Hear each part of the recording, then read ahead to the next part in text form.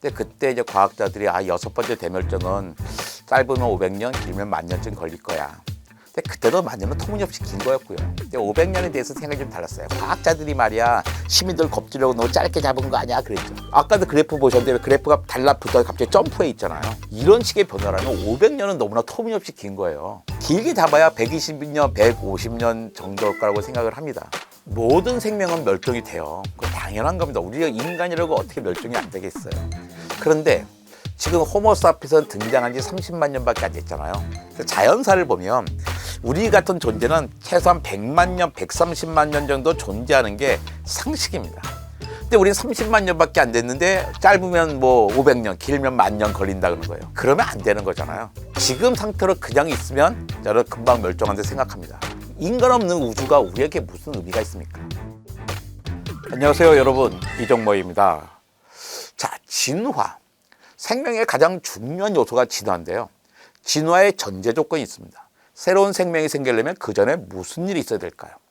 여러분은 뭐라고 생각하십니까? 새로운 생명이 생겨나려면 누군가 자리를 비켜줘야 되는 거예요. 니치라고 합니다.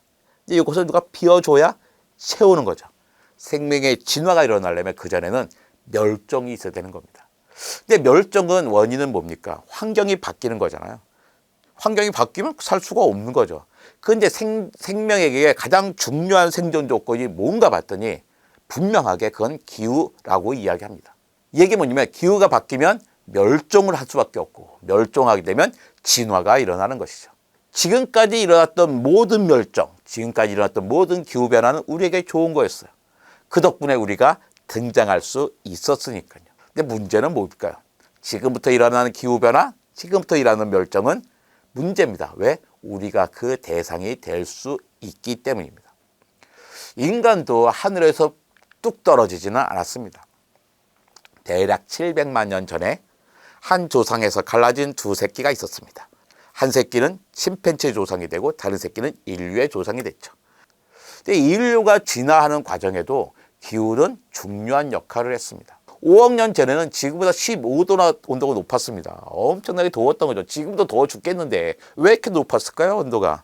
이산화탄소 농도가 어마어마하게 있었거든요.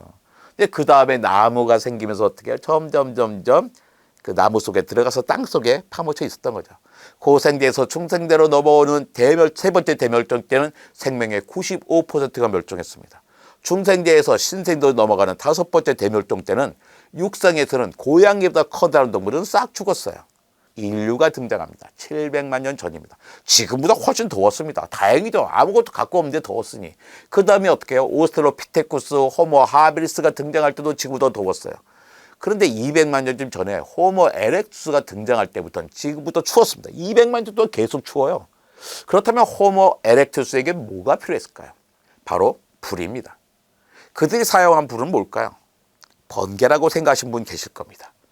설마 어떤 엄마가 애들 보고 야 번개 쳤네, 산불 났네, 번개 좀 불 좀 구해와 그랬겠어요. 야, 저 불 무서운 거야, 절대로 가면 안 돼, 큰일 나 그랬죠. 갔을 겁니다. 엄마 말 안 듣고 가서 걔네들 어떻게 됐을까요? 불타 죽었죠. 그런데 모든 아이들이 불타 죽지 않고 누군가 살아오는 애들이 있는 거예요. 불의 그 뜨거운 장엄함을 경험하고 거기 익어져 있는 토끼 쥐 먹으니까 맛있네, 소화도 잘 되네. 불 좋은 거보다 갖고 옵니다. 갖고 와서 이제 모닥불을 피우게 됐겠죠. 모닥불을 피운 순간 인간은 다른 짐승과는 전혀 다른 차원의 생명이 됩니다. 일단 시간과 공간이 엄청나게 늘어나요. 옛날에 추운 곳에 살 수 없었죠. 밤중에 추워서 어떻게 살겠어요. 이제 불이 있으니까 추운 곳으로 이사 갈 수 있습니다. 추운 곳에 가면 너무 좋은 거예요. 벌레도 적고. 그 다음에 어차피 그 당시 먹을 건 많았거든요. 또 불을 피우니까 시간이 엄청나게 길어집니다. 해 지면 깜깜해서 자야 됐는데 불 주변에 보니까 화내 시간을 많이 쓸 수 있어요. 시간이 많으니까 어떻게 해요? 대화를 하고 지혜를 전수할 수 있죠. 야, 너 사냥할 때 떠들지 말란 말이야. 빨간 거 함부로 따먹으면 큰일 나. 지혜를 전수하는 거예요. 또 어떻게 해요? 오손도손 이야기다 보니까 아주 돈독해지죠. 그리고요, 뇌가 엄청나게 커집니다. 엄청나게 많이 먹을 수 있게 됐기 때문이죠. 동물원에 가보면 침팬지는요, 하루 종일 씹어먹고 있습니다. 최소한 5시간에서 보통 12시간, 14시간을 씹어먹어요. 그 정도 씹어먹어야 겨우 자기 체온을 유지할 수 있습니다. 익혀먹지 않기 때문이죠. 여러분은 하루에 얼마나 씹어 드십니까? 저는요, 딱 보니까 하루에 씹는 시간이 30분도 안 되더라고요. 후다닥 후루룩 먹고 마는 것 같아요.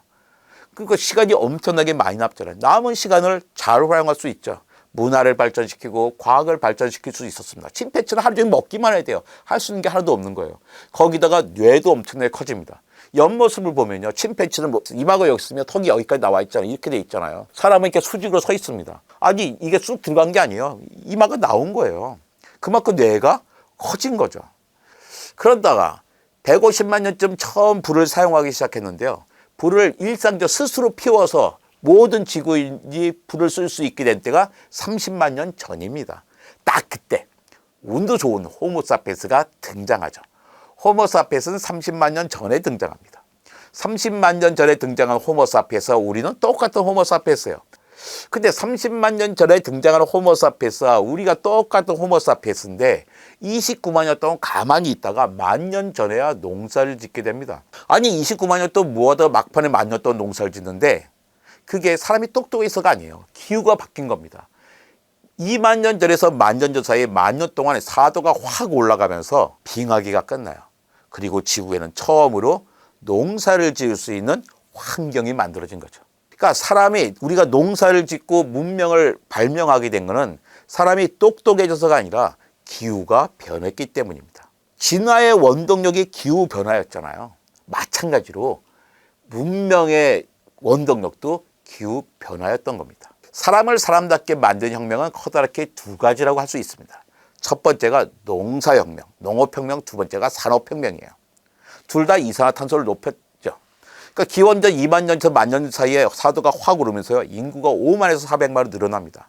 하지만 인구는 거의 늘지 않습니다. 근데 산업혁명과 함께 인구가 확 늘어서 80억 명이나 됐습니다. 아마 지구의 산업혁명이 일어나지 않았으면 지구 인구는 기껏해야 10억 명에 불과했을 거예요. 그런데 지금은 80억 명이나 됐잖아요. 산업혁명이라는 게 뭡니까? 요약하자면요, 이런 겁니다. 석탄과 석유라고 하는 말도 안 되게 싸고 강력한 에너지를 마음껏 쓰게 된 게 산업혁명이에요. 근데 농업혁명이나 산업혁명이나 다 사람을 사람답게 만들어줬는데 그 결과가 이산화탄소를 늘린 거예요. 아니 산업혁명 때문에 이산화탄소 늘어난 건 알겠어. 근데 왜 농업혁명 때문에 늘어나는데? 늘어납니다.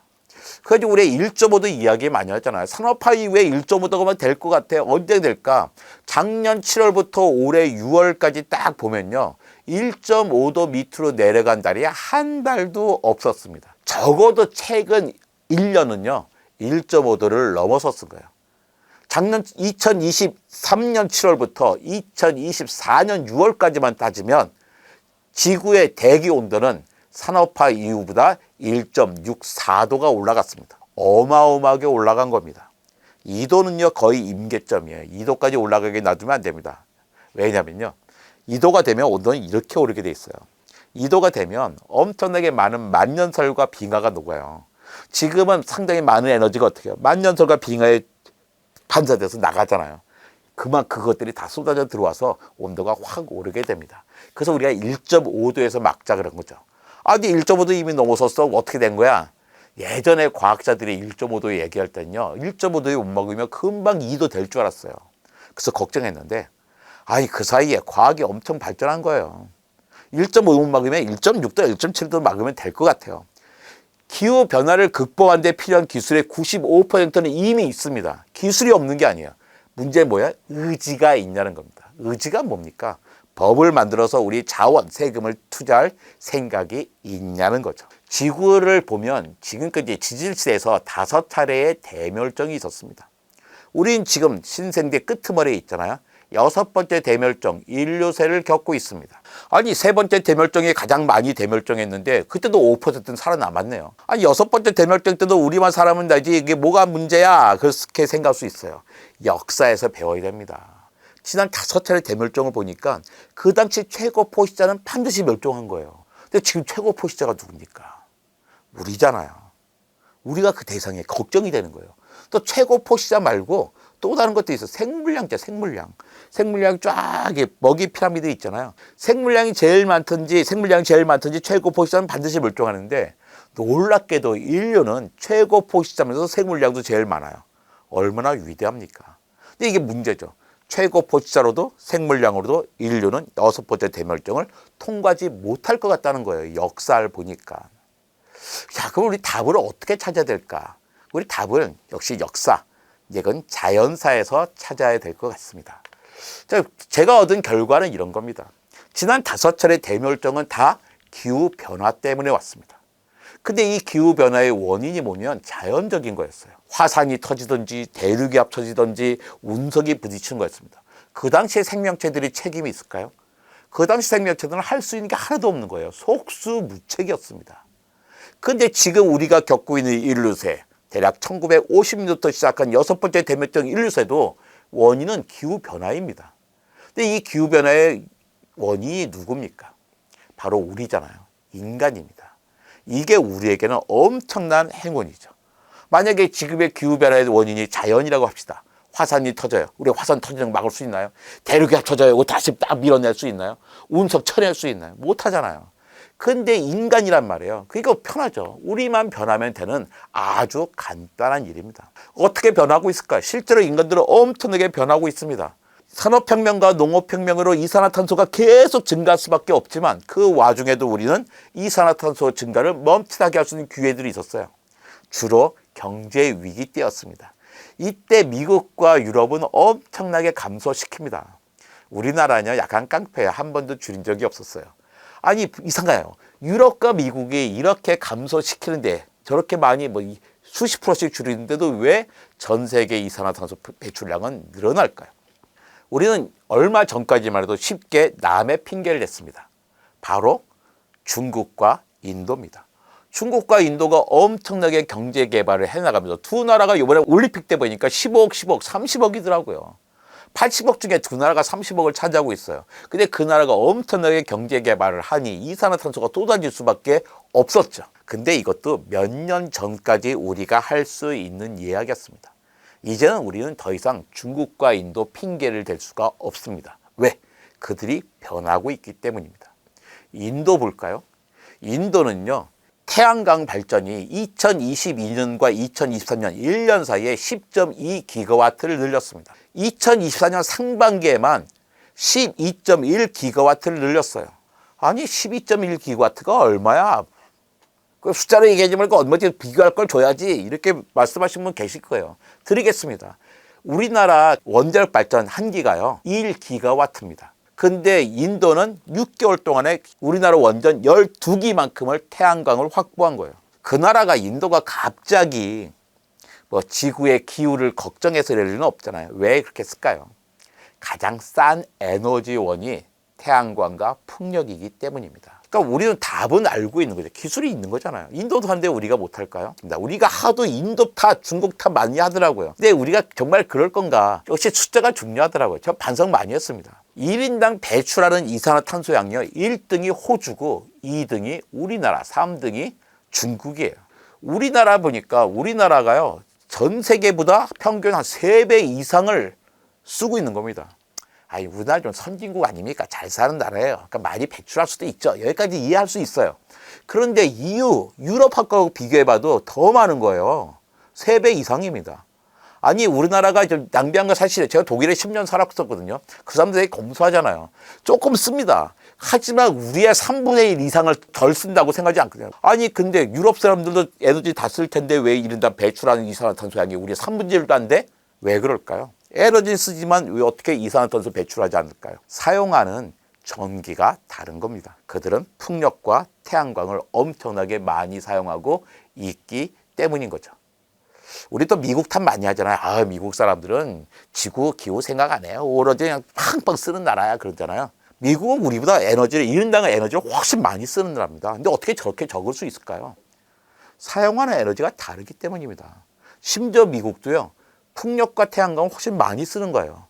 미국이 이미 2023년에 풍력과 태양광 발전량이 석탄 발전소 발전량보다 넘어섰어요. 크로스가 일어난 겁니다. 미국이 지구를 생각해서 그랬을까요? 저게 경제적으로 이익이기 때문입니다. 미국에서 석유가 가장 많이 나오는 것은 텍사스잖아요. 그러니까 TX, 그러니까 텍사스. 그런데 텍사스가 2024년 하반기부터 1년 반 동안 무려 35기가와트나 됩니다. 35기가와트 기억하십니까? 우리나라 원자력 발전 1기가 1기가와트란 말이에요. 석유가 가장 많은 주에서도 저렇게 해요. 왜 그럴까요? 가장 싼 전기가 됐기 때문입니다. 저는 원자력을 반대하는 사람이 아닙니다. 원자력 써도 된다고 생각해요. 근데 원자력은 수십 년 동안 기술 개발이 없다 보니까 지금은 비싼 에너지가 됐어요. 가장 싼 에너지는 태양광과 풍력입니다. 옛날에 2009년만 해도 태양광 얼마나 비쌌습니까? 그동안 끊임없이 기술을 개발하고 시장이 커지면서 지금은 태양광과 풍력이 가장 싼 에너지가 된 거죠. 앞으로 수출하려면 뭐가 필요합니까? 신재생 에너지가 있어야 되는 거예요. 신재생 에너지 없으면 수출 못합니다. 수출 못하면 잘못하면 망할 수도 있어요. 그래서 우리가 설마 망할 생각이 있는 건 아니잖아요. 금방 쫓아가겠죠. 쫓아갈 때 엄청나게 빨리 쫓아가야지 되는 거죠. 지금 우리는 바로 그 변곡점에 있습니다. 변곡점에서 치고 올라갈 것인가 아니면 그대로 갈 것인가를 결정해야 될 시기입니다. 저는요, 인간이 없는 지구를 꿈꾸지 않습니다. 인류가 지속하는 지구를 꿈꿉니다. 그렇다면 우리가 어떤 부분을 고민을 해야 될까? 저는 고민해야 되는 주제가 두 가지라고 생각합니다. 하나가 기후고 하나가 멸종이죠. 네, 오늘 여기까지 하겠습니다. 감사합니다.